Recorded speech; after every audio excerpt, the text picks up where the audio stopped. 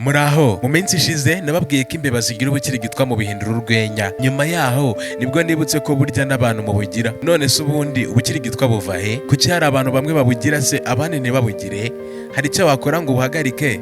Hari ubwoko bubiri bw'ubukirigitwa. Hari ubwitwa kismesis hamwe n'ubwitwa garigalesis. Kismesis ni ubukirigitwa wumva iyo ikintu cyorohereye kinyuze ku ruhu rwawe gahoro gahoro, nk'iyo umuntu afashe ibaba akarikunyuza ku gikanu, uba wumva biri kugukirigita ariko ntabwo bituma useka.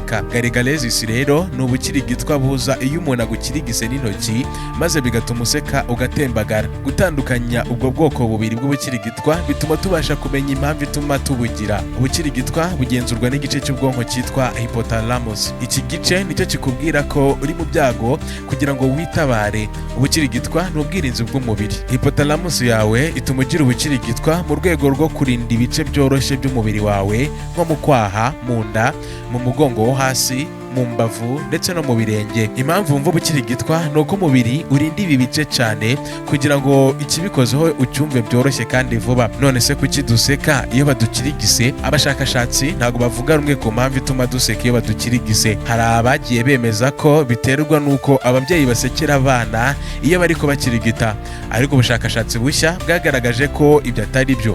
Abandi bemeza ko guseka mu gihe badukirigise nabyo ari ubwirinzi bw'umubiri kandi ntaho bihuriye n'ibyishimo. Abantu bose siko bagira ubukirigitwa. Nanone ntitugira ubukirigitwa iyo twikirigise. Ibyo biterwa n'uko ubwonko bwacu buba bubizi ko tugiye kwikirigita mbere y'uko tubikora, bityo ntiburekure ubwirinzi. Nubwo bimeze bityo ariko hari abantu bikirigita bagaseka. Abo baba barwaye indwara yitwa schizophrenia ituma ubwonko bwabo butabasha gutandukanya kwikoraho kwabo ndetse no gukorwaho n'abandi. None se kuki hari abantu bamwe bagira ubukirigitwa bwinshi abandi ntibabugire? Impamvu ni uko imibiri yacu itandukanye. Hari abantu bagira imibiri igira ibyumviro byinshi bigatuma bagira ubukirigitwa bwinshi mu gihe abandi bagira buke cyangwa ari ntabyo. Nanone n'imimerere umuntu arimo ishobora gutuma atagira ubukirigitwa. Urugero, abashakashatsi bavuga ko iyo umuntu ahangayitse bituma agira ubukirigitwa mu gihe iyo yarakaye bugenda. Wari ubizi se? Ubukirigitwa bushobora gukoreshwa nkiyica rubozo, ibyo bita tic torture. Gukirigitwa bikabije bitera icyo bita hypoxia, ituma umwuka wa oxygen utazamuka ngo ugere ku bwonko.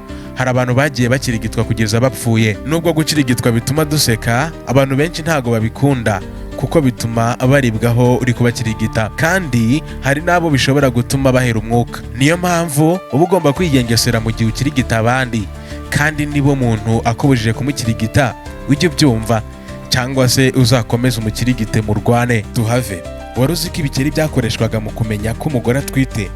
Mbere y'uko ikoranabuhanga mu buvuzi ritera imbere ngo haze ibikoresho bifasha abagore kumenya ko batwite, ibikeri byo mu bwoko bwa African Clawed Frogs ibyo byakoreshwaga muri ako kazi. Uburyo bwo gupima abagore bwatangijwe binyuze mu bushakashatsi bwakozwe n'umuhanga mu bya siyansi w'umwongereza Lancelot Hogben. Mu 1927 Hogben yimukiye muri Afurika y'Epfo aho yakoreraga ubushakashatsi kuri ibi bikeri. Mu mwaka w'1930 nibwo Hogben yavumbuye ko iyo uteye igikeri urushinge rurimo inkari z'umugore utwite gihita gitera amagi mu masaha ari hagati ya 5 na 18. Ibyo bikaba biterwa n'umusemburo wa human chorionic gonadotropin imibiri y'abagore ikora iyo batwite. Ubwo buvumbuzi bwatumye kuva mu myaka y'1840 kugera mu mpera z'imyaka y'1960 hakoreshwa ibikeri birenga 10,000 mu gupima ko abagore batwite. Ubwo buryo bwari bwizewe cyane kuko butabeshyaga kandi butagoranye. Bwaje busimbura ubwari busanzwe aho bakoreshaga imbeba n'inkwavu bakazitera inkari z'umugore utwite, maze nyuma yaho bakaza kuzibaga ngo barebe niba imirerantanga yazo yabyimbye. Ibyo byatumaga hapfa imbeba n'inkwavu nyinshi kuko byasabaga ko bazisatura bakazikuramo imirerantanga. Uburyo bwo gukoresha ibikeri bwari bwiza kuko butasabaga ko babyica, kandi igikeri kimwe cyashoboraga gukoreshwa inshuro nyinshi. Uko imyaka yagiye ihita, akazi k'ibikeri katwawe n'utwuma dufite ubushobozi bwo guhita dutahura umusemburo wa human chorionic gonadotropin mu nkari z'umugore mu minota itageze kuri 5. Nguko uko ibikeri bya African Clawed Frogs byisanze ari ibishomeri. Ngaye nguko nitwa Jacques Morgan Tuyizere, iyi ni BVN TV Rwanda.